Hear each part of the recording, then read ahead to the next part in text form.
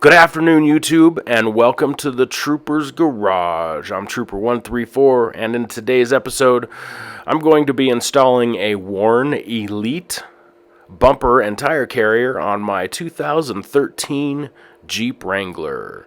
Today's special guest will be my father, George, who's helping me install this bumper. And big shout out to him for helping out, because it would have been damn difficult without his assistance. I'm doing this video for several different reasons. One, there aren't really a lot of great install videos on this bumper. Two, the instructions leave much to be desired. In fact, that's pretty much my biggest complaint about this bumper and tire carrier. And three, there are obstacles that are very specific to my Jeep, because of a couple of accessories that I've already installed on it. And I know a few of you out there probably have the same accessories and you're wondering how this is going to work with those. So hopefully I can kind of help you out with that. You'll also notice too, the bumper is coated in Herculiner. I have a separate video that I'll add a tag to so you can see how I did that and why I did it, if you're interested in doing that before mounting your bumper. And you'll also notice I do not film the process of removing the old bumper, because that's relatively easy and there's lots of other videos showcasing that. So that being said, let's get started with the install. Right off the bat, one of the first things that kind of confused me was where this crush tube went. So this tube is meant to reinforce the inside of the frame rail so it doesn't crush down when you tighten all the mounting bolts. And the instructions make it look like it goes inside the rail, but then after closer inspection and fiddling around with it, it becomes obvious that this in fact goes back through the backside and through the rail, kind of like this, not inside the rail itself. Alright, so knowing that makes the process a lot easier. However, you'll note that the crush tube now gets in the way of the body mount. So first thing we're going to have to do is take that body mount out.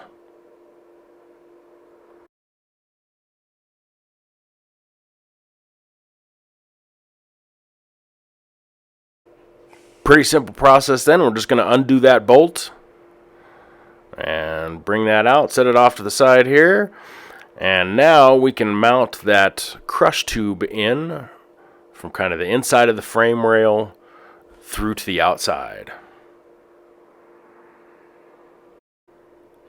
So the instructions were a little fuzzy on this part. They made it look like that this bolt got mounted through the crush piece with the nut side to the inside of the frame rail. So that's how we mounted it up, and boy was that wrong, because here was the result of that. Yeah, does that look right to you? No, me neither. Alright, some of you probably saw that boner coming from a mile away. I did not until I got it all placed together. So don't do that, but do this instead. All we're going to do is we're just going to flip that bolt around, put it through that crush piece, and then the nut side is going to end up on the outside of the frame rail. That way it's not going to interfere with the body mount. Then we're going to go ahead and I think I tightened that down to about 90 or 100 foot-pounds. And then don't forget, we're also going to replace the body mount and then keep going.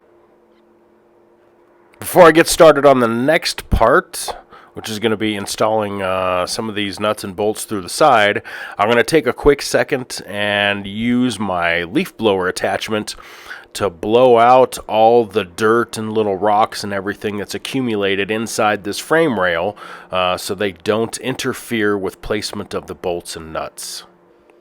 With the frame rail blown out, now we're going to take these 1/2-inch short bolts, split washers, and we're going to start attaching the frame rail piece to the frame rail. I'm going to start from the underneath, and right here illustrates probably what can be the most frustrating part of a bumper install, and that's getting the washers and nuts placed. So my dad and I had the ingenious idea of using one of those magnetic tipped wands to get the washers placed on that bolt. And then, fortunately, the manufacturers knew we were going to run into this problem, so they made what they called stick nuts. So they spot welded the nuts onto the end of a wire that we can use to get those nuts placed once the washer's on top.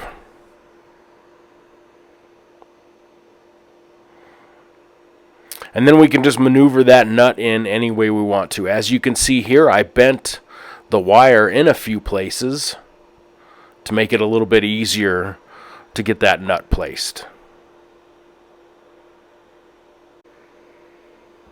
And once we get that placed, then we just tighten it down like we would anything else. You'll notice I'm working back to front so that if I put the front bolt in, it won't interfere with me getting to the back bolt. So just bear that in mind. Start with your back bolts first, and then work towards you. Now, the way the stick nut is supposed to work is that when you tighten the nut down, I guess it's supposed to put enough pressure on that welded joint to where it pops the wire right off the nut. Well, I've been doing that back and forth, and I've tried different ways, and I've tried wiggling the stick part back and forth to get it to break off, just like I see in all the videos, but it's just not working. So what I ended up doing was a cutting wheel on my Dremel saw, and I just went in there and I just cut it right off.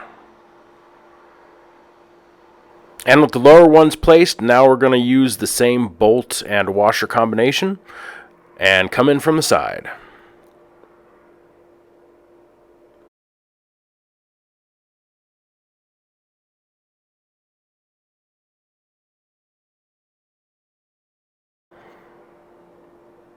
Hey, look at that. That one broke off just like it was supposed to. Now with the driver's side reinforcement piece installed, we're going to start on the passenger side. Right off the bat, you'll notice there are no holes in the frame rail that correspond with the holes in this support piece. So, easy to fix. We're going to have to drill some 1/2-inch holes in order to drive those bolts up from the bottom to get that secured. With those drilled out, now we can go ahead and put those bolts in.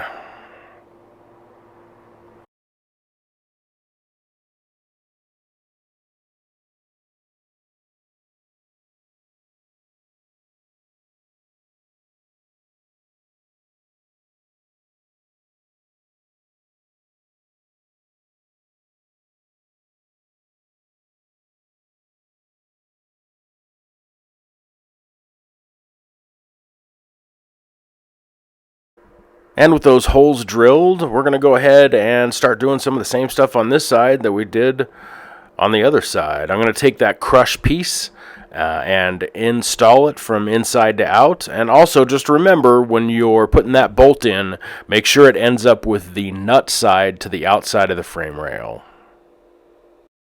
So one of the concerns that I had that was specific to my Jeep is whether or not this bumper would work with my Safari external frame Cargo Master cargo rack. And as you can see, the frame piece melds directly up with those two holes in the support piece.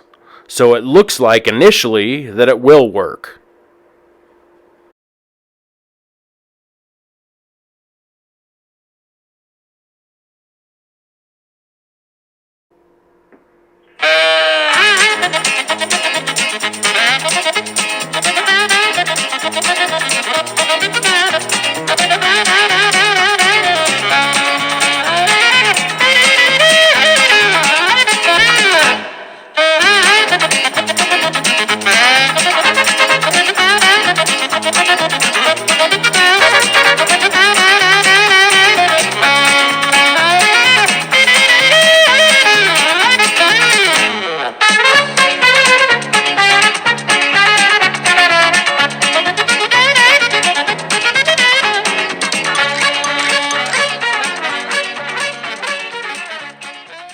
And we're back.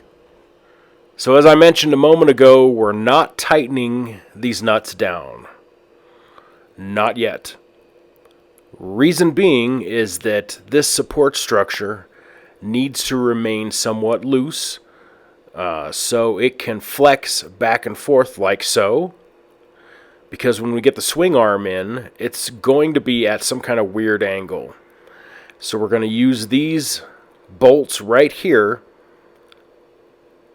to adjust the angle of the swing arm so it's level with the bumper and it swings freely. Which of course means we're going to have to mount the swing arm in at this point in time, adjust the angle with those bolts, and then tighten everything back down.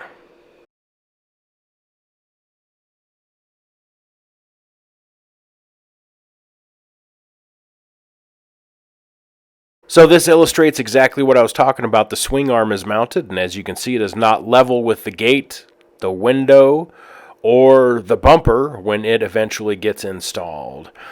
So we need to correct that, and to do so, we're going to adjust those two bolts that we showed you earlier, which will push that support structure up and bring the gate back up with it into alignment. And here we go. Making a couple of adjustments, and it's bringing that swing arm into alignment already. So notice I'm working back and forth and back and forth. Not only do I want to bring the tire carrier into a horizontal alignment, but I don't want to push it into the body or too far away from the body of the Jeep. So I'm going back and forth and back and forth. And keep doing that until I'm satisfied that the tire carrier is in alignment.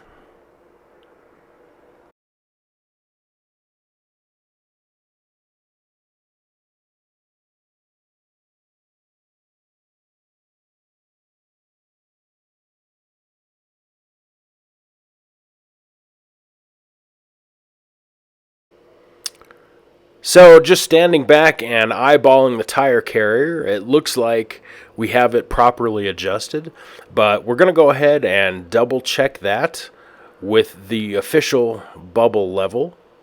Knowing that my driveway is fairly level, we're going to be able to gauge whether or not the tire carrier is adjusted appropriately. So take it away, George. Let's see what we got. Yeah, check that. All right, let's see where we're at.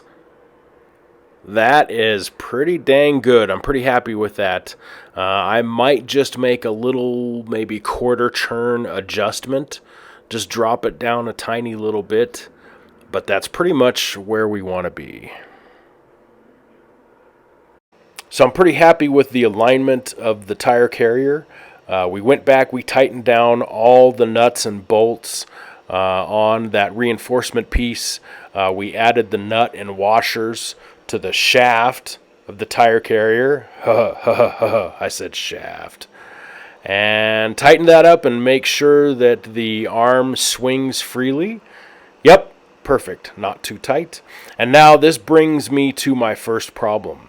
I had a Terra Flex reinforcement added to the gate of my Jeep, so the gate could handle the additional weight of an oversized tire. But as you can see, that interferes with that swing arm closing all the way. So there's one of the first hurdles I'm going to have to overcome in finishing the install. So I have a couple of different options at this point. I can take the Terra Flex kit off. However, I don't have the original stock hinges, so that would leave me with no way of hanging the gate on the Jeep. Also, if I ever have to get rid of this swing arm and go back to mounting my tire on my gate, I'll need that Terra Flex unit on there, so it's not putting too much stress on all the components. So the easiest fix with what I wanted to do was I just came in and cut a corner of that piece out with my Dremel drill and a round cutting wheel. And then I'll come back and I'll clean it up with a file and then hit it with a little bit of spray paint so it doesn't rust. So second problem is my external frame Safari Cargo Master roof rack. As you can see, this frame piece comes in and it bolts directly to the frame rail, and it looks like they accommodated for this by kind of leaving a cutout in that support structure piece where I can just bolt that piece directly in there. So I was pretty happy about that. However, as it turns out, this bumper is not going to be compatible with my roof rack. And this is why. The bumper itself actually gets in the way of me mounting that roof rack frame piece into the frame rail. Now, I could cut part of the bumper off if I wanted to, but I don't want to. Or I could have someone come in and manufacture or fabricate another mounting piece. But honestly, I just don't love this roof rack enough to go to all that trouble. Moving right along with the install of the bumper. So there are a couple of half-inch bolts that are supposed to come up from underneath through the bumper into kind of that horizontal frame piece that runs along the back side of the Jeep. But as you can see, the pre-drilled holes do not match up whatsoever.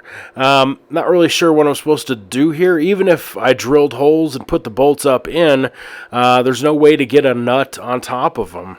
That piece is entirely closed. I can't get my hand inside of it. I can't get it down from either end or from the top.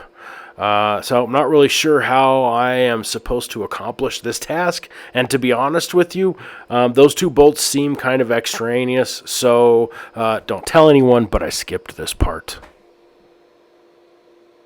One little area of trouble that I had was getting all of the bolts to match the factory drilled holes. This one just would not match up. So I ground a little bit of it out, and then I was able to get the bumper placed. The rest of these, pretty self-explanatory. They're a little difficult to hit just because of that narrow opening. You can't get a ratchet in there. You can get a wrench.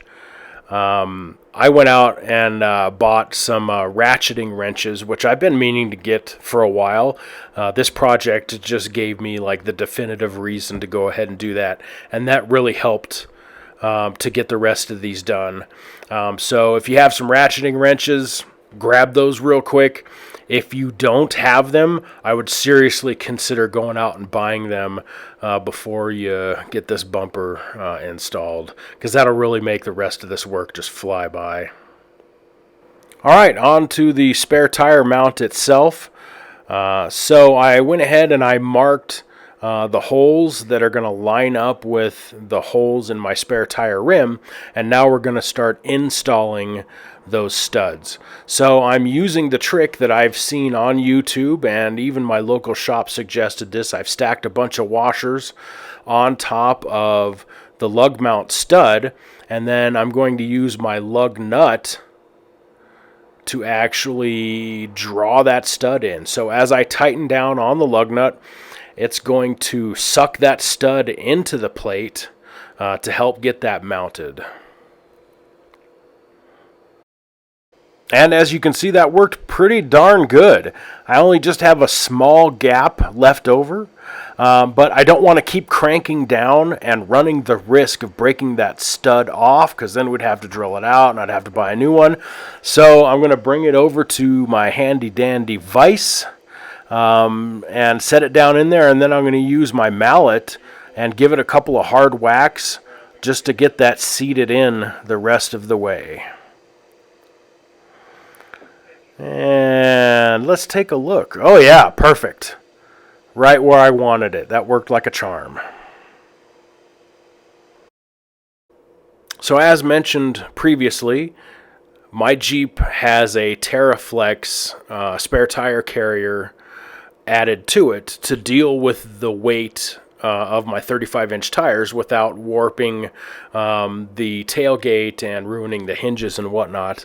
And this is another problem I ran into when I was installing this spare tire carrier. I anticipated it but I wasn't exactly sure how I was going to deal with it because I didn't have the part in my hand. I didn't know how big it was going to be, and I didn't know if it would actually cause a problem. And the part I'm speaking about is this one right here. So this piece gets mounted to the tailgate right about where I'm holding it, and as you can see, it overlaps with the Terra Flex kit. As I previously stated, I don't want to take the Terra Flex off. It would cost me a lot of time and money to replace all those parts. So I think what I'm going to do is I'm going to cut it right there. I think I can't mount it over the top because of that ridge. Those bolts aren't going to be long enough. That would be a squeaking point. So I think I'm just going to cut an inch or two off of the end of that. I don't think structurally that's going to cause any problems, and I think that will allow this plate to fit directly onto the gate with no other issues whatsoever. And I was right. That was pretty much the simplest fix for this whole problem. I just took a metal cutting blade into my jigsaw. I cut about 1.5 inches off the end of it. It now fits on there perfectly. I'm going to go in, clean that edge up with the file, and just hit it up with a little spray paint so it doesn't rust. Installation of the third brake light arm into this assembly, pretty straightforward, so I'm not going to go into that in great detail. Installation of this piece, also pretty self-explanatory. The only thing that wasn't real clear was kind of where the pieces fit and which ones there were they. So those big rubber washers, as you can see, go on either side of those eyelets for this part that kind of keeps the swing arm attached to the gate so it opens up as one piece. And then you just adjust this middle turnbuckle right here to draw the gate in or out. Now I'm going to go ahead and mount the spare tire up and get it nice and tight before I tighten down this adjustable arm. I want to make sure that tire is nice and tight up against the swing arm there to reduce shaking, rattling, squeaking. And then once I get that adjusted, this one bolt will go through whatever holes line up after you get the tire in, and then you get that tightened down, and that's going to hold it in place. Then we're going to come around on the top side, and you actually have to take the tire off to get to this bolt right here. So I guess that's just another one that's going to keep this from moving in and out, but you can't reach it with the tire in place. So now that I've got this kind of adjustable arm exactly where I want it, and I've got it bolted in, I'll come back in and tighten this one down. Alright, with the installation complete, let's go ahead and check the function. Now, one of the things I like about the spare tire carrier is I don't have to open it separately from the gate. They both open up simultaneously, and look at that, nice and smooth. Yeah, real happy with that.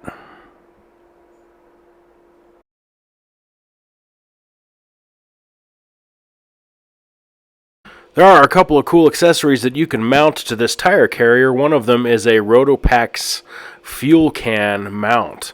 It's supposed to take a 1 or 2 gallon can, but one of the things that I found is that it will only take a 2-gallon can if it's the first gen.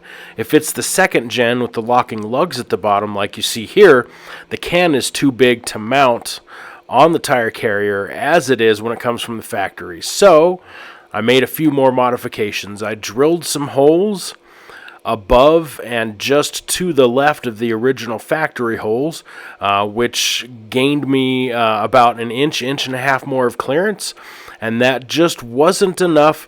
So on the actual plate that they sell separately, I drilled holes about a ½ inch above the factory holes to get just a little bit more clearance off that gas can.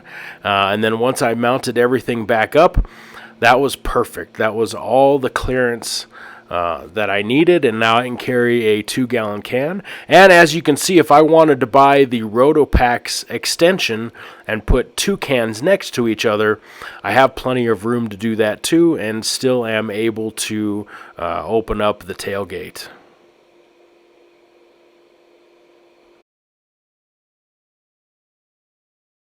Right now, my biggest problem with this design is the lack of external lubrication choices. There's no grease zerk for routine and regular lubrication of that shaft. And the reason why I bring that up is I had a bad experience with a previous worn tire carrier that rusted solid up on me one time and just completely seized up, and it was a giant pain in the butt to get it out. Once I did, obviously, I learned my lesson, and I greased it about once every 3 months. This tire carrier does not offer you the luxury of an external zerk, and that kind of gets my goat. I emailed Warren about this, and they said, yeah, that's the way it's supposed to be. You're just going to have to disassemble it, take it off, and grease it up by hand. Okay, the big problem with that I foresee is the nut holding the tire carrier on is right here, and there's little to no room between it and the bumper. So I'm not exactly sure how that's going to work. I mean, once I start backing the nut off, I suppose someone else could be pulling the tire carrier up off the bumper. But that just seems like a giant pain in the rear end to have to do every 6 months or year to make sure that this doesn't seize up due to lack of lubrication. That's pretty much it for the installation phase of this video. I got the bumper and the tire carrier on, and now I think I'll go ahead and grade everything and give my final thoughts. So let's start off with the overall look of the bumper. Hey, great looking bumper. I like the way it's designed. I like the way it looks on my Jeep. So I'm going to give that 5 out of 5 stars. Now let's talk about construction. So Warren used some good, thick, heavy-duty steel. They used good nuts and bolts. The overall construction of the bumper, very well. I think this is probably going to last a long time. I'm only going to give it 4 out of 5 stars, though, because I keep harping on the lubrication of that swing arm shaft.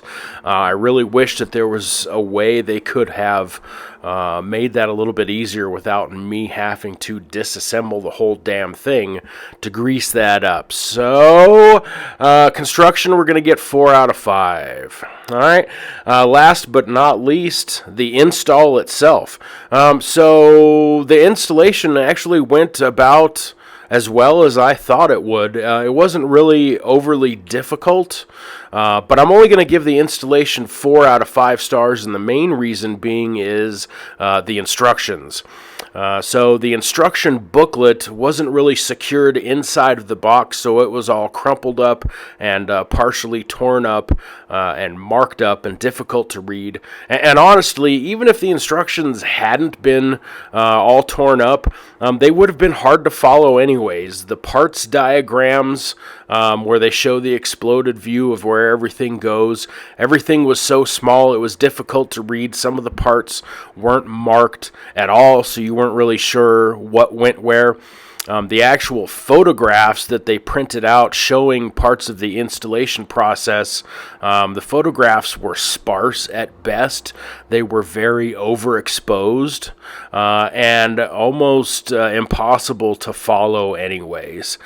So I actually contacted Warren and, I made a few suggestions. I kind of complained about the instructions. They sent me a digital copy, which helped out a little bit, but in the end run, there was a lot of processes that weren't covered in the instructions that I think, probably could have been best handled in a video.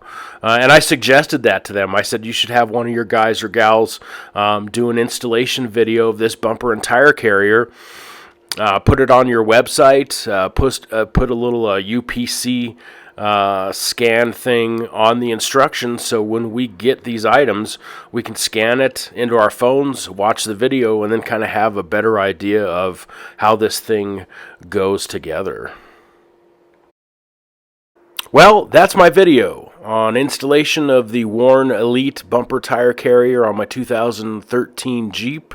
Just so you know, This whole project took me about 10 hours over the course of 2 days, a little bit longer than it probably would have taken some of you all to do it. Part of that was because I was in no great hurry to get this done in one afternoon. Also, we were filming segments of this installation so I could put this video together. All right, but hopefully, if some of you out there are watching this video because you're wondering whether or not you want to purchase this for your vehicle, I can say with no reservations whatsoever that you, I think, will be pleased with this. I am not disappointed in it at all so far. Or if you've already bought it and you're looking for content to kind of help you with the installation, I hope this helped. If it did, give us a big thumbs up. Follow me for some more content. I like to do videos about Jeeps, about scale modeling, and Halloween. So feel free to give us a follow. But anyways, that's all we have today. This is Trooper 134 signing off, and I hope you have a great day.